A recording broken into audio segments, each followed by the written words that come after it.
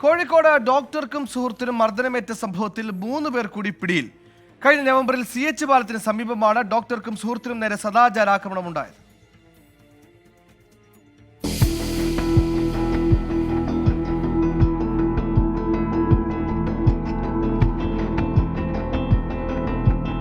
കഴിഞ്ഞ നവംബറിൽ CH മേൽപ്പാലത്തിന് സമീപം ഫോട്ടോ എടുക്കുകയായിരുന്നു നടുവട്ടം സ്വദേശികളായ ഡോക്ടറും സുഹൃത്തും.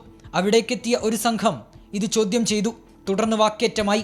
പിന്നാലെ ഇരുവരെയും ഇരുമ്പുവടി ഉൾപ്പെടെ ഉപയോഗിച്ച് സംഘം മർദ്ദിക്കുകയായിരുന്നു.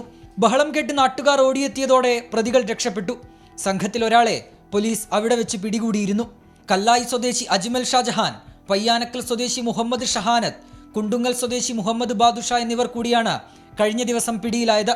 പ്രതികളെ കോടതിയിൽ ഹാജരാക്കി റിമാൻഡ് ചെയ്തു. 24 കോഴിക്കോട്.